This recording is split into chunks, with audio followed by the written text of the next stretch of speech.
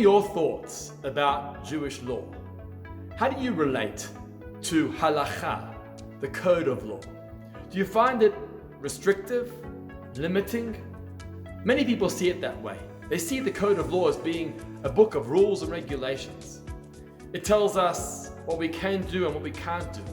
It tells us what we can eat, and it tells us what sort of relationships we can engage in. But in actual fact, it's quite the contrary.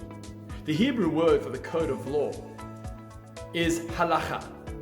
And halakha actually doesn't mean the rule book or the book of laws. Halakha means lalechet, to walk.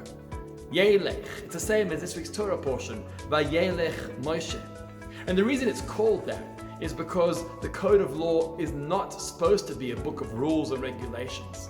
Neither is the Torah, and neither was Moshe Rabbeinu's purpose in this world. But rather, their mission was to show us how to step, how to walk, how to journey through life.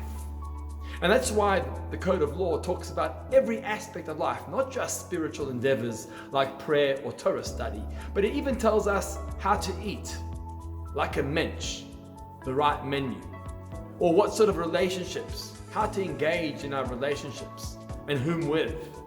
It teaches us every aspect of life because it's a manual for a positive and a productive life. And that's the week's Torah portion.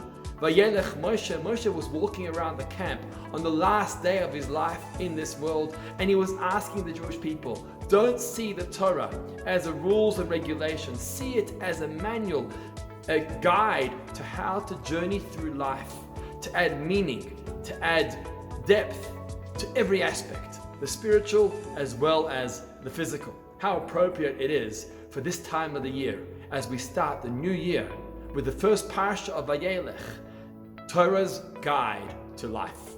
Shabbat Shalom.